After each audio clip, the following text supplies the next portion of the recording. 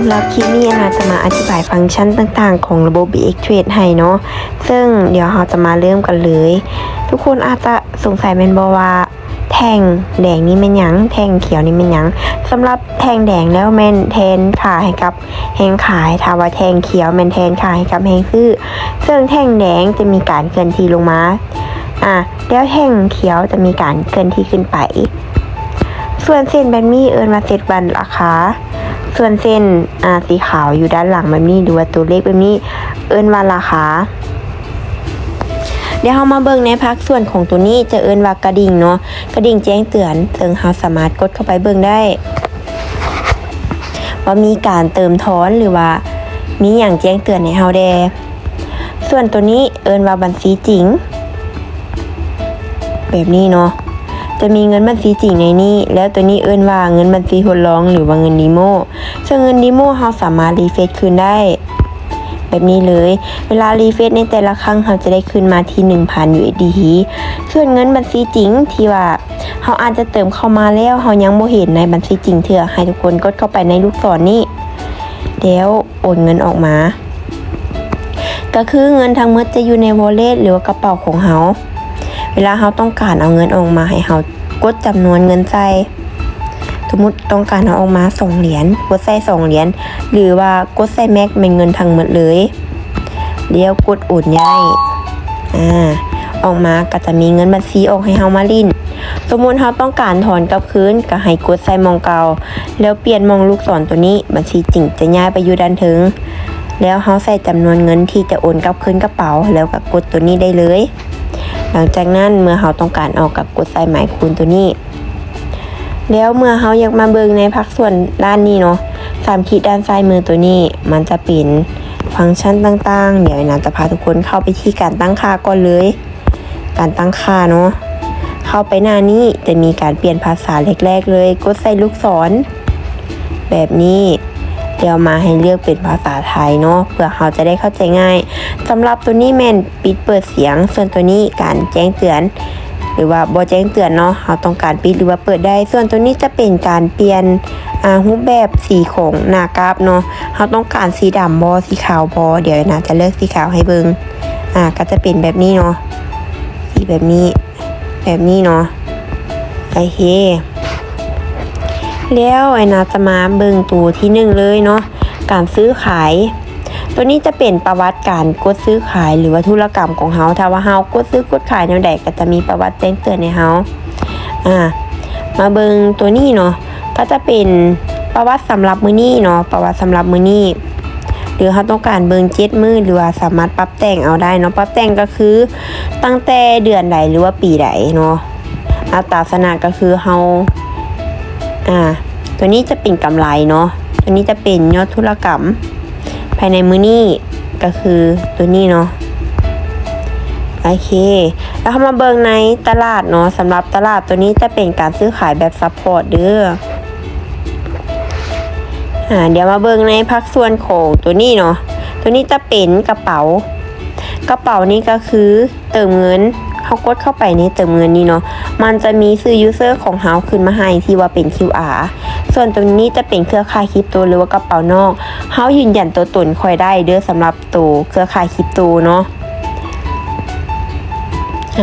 อันนี้จะเป็นการถอนเงินเนาะอันนี้จะเป็นการถอนเงินก็คือให้เฮาใส่ชื่อผู้รับหรือว่าคนที่เราต้องการถอนน้ำอันนี้จะเป็นใส่จำนวน USDT ที่เราต้องการถอนจะถอนจากเหรียญเนาะอันนี้จะเป็นคำอธิบายใส่ก็ได้บ่ใส่ก็ได้หลังจากนั้นเรากดถอนเงินไปปุ๊บจะมีหน้าต่างรหัสธุรกรรมและรหัส2 EP ให้เราใส่เนาะแล้วหลังจากนั้นเรากดยืนยันปุ๊บก็จะมามีบินแบบนี้ให้เราเนาะแต่ว่าเราต้องเปลี่ยนมาเป็นประวัติก่อนถึงจะมีบินเพราะว่ามันจะมียอดสินทรัพย์หรือว่าภาพรวมต่างๆเนาะเราต้องเปลี่ยนมาเป็นประวัติก่อนให้เรากดเข้าไปเลยก็จะได้บินออกมาประมาณนี้เราก็แคปส่งให้กับคนที่เราต้องการจะถอนเลยส่วนตัวนี้เนาะก็จะเป็นจำนวนเงินของเราทั้งหมดที่ไว้อยู่ในกระเป๋า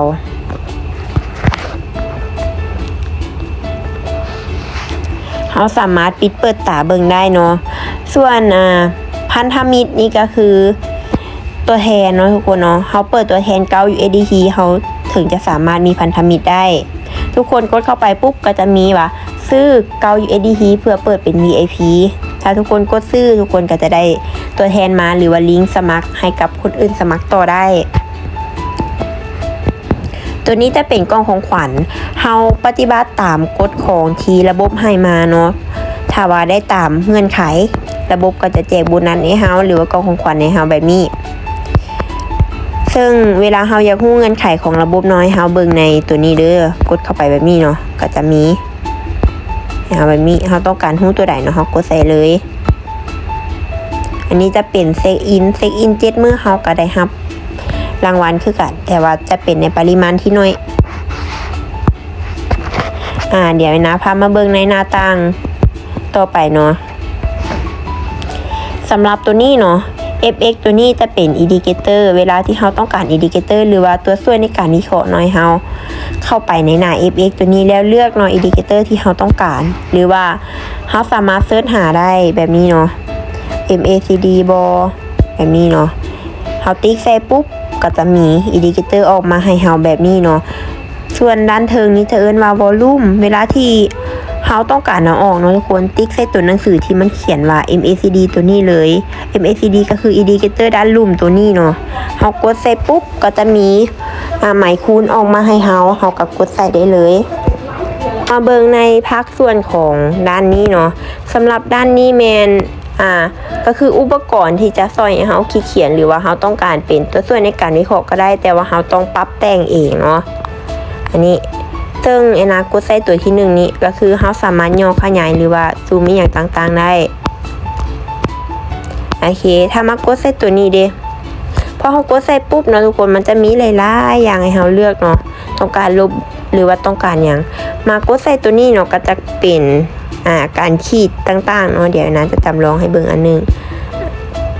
โอเคสมมุติเราต้องการวางเส้นที่เราเอามาอยู่ใส่อยู่นี่เนาะเราก็กดใส่บาทนึงก็จะมีให้เราสมมุติเราอยากลบกับกดลบได้เลยกดตัวนี้ได้เลยตัวนี้ก็เส้นเดียวกันเนาะทุกคนพอเรากดเสร็จแล้วเราก็ต้องการจะวางใส่ติ๊กใส่บาทนึงแล้วก็ขยายแบบนี้เลยกดดึงลากไปเลยเนาะโอเคส่วนตัวอื่นก็เส้นเดียวกันเนาะทุกคนเนาะมีแต่ทดลองใส่เองได้เลยเดี๋ยวพามาเบิ่งในภาคส่วนของตัวนี้เนาะปุ่มแดงนี่กับปุ่มเขียวนี่ปุ่มขายก็คือถ้าว่าเฮาวิเคราะห์ว่าแท่งถัดไปของออเดอร์นี่มันจะปิดให้กับแท่งแดงเฮาก็กดขายสมมุติเฮาวิเคราะห์ว่ามันจะปิดให้กับแท่งเขียวเฮากดซื้อเนาะมาเบิ่งในตัวนี้ก็จะเป็นการปรับเงินสมมุติเราต้องการใส่1 USDT หรือว่าจะเป็น 1.1 เนาะเราก็สามารถพิมพ์ใส่ได้เลยหรือว่าเราต้องการใส่จำนวนเงินเท่าใดเนาะเราสามารถกดใส่ได้เลยหรือว่ากดบวกแบบนี้เนาะก็จะขึ้นให้เราเทื่อละ1สมมุติเราต้องการกดลดลงมาอีกเป็น7 เหรียญเราก็กดลบแบบนี้หรือว่าจะพิมพ์เอาได้หลังจากที่เราพิมพ์สำเร็จเรากดคำว่าดอนสมมุติเราต้องการใส่จำนวนเงินบัญชีจริงทั้งหมดกดใส่คำว่าออินเลยโอเคแบบนี้เนาะส่วนเวลาตัวนี้เนาะเขาเห็นแจ้งแบบนี้แมนเวลาที่ให้เรารอออกออเดอร์ส่วนเป็นมืดๆแบบนี้แมนให้เรารอผลเด้อตัวนี้ก็จะเป็นรูปแบบของแท่งเทียนเขาต้องการรูปแบบใดเนาะเขาก็สามารถเลือกได้เลยเด้อส่วนหน้ากราฟเนาะทุกคนซึ่งในระบบ BX Trade ปัจจุบันจะมีทั้งหมดอยู่8กราฟเนาะเวลาเราต้องการเลือกกราฟในหน้าจอโทรศัพท์เนาะให้กดใส่ตัวนี้มันจะมีหมายบวกให้เราเนาะให้เรากดใส่เลยเห็นบ่จะมีหลายๆเหรียญให้เราเทรดเนาะหลายๆสกุลเงินให้เราเทรดถ้าว่าเราเลื่อนหาบ่เห็นให้ทุกคนกดใส่คำว่าเซิร์ชตัวนี้เนาะพอเลือกกราฟที่ตัวเองต้องการแล้วเราก็กดติ๊กใส่บัตรนึงแล้วก็จะได้หน้ากระดานเทรดออกมาแบบนี้เนาะสำหรับฟังก์ชันระบบของ BX Trade ต่างๆเนาะก็จะมีประมาณนี้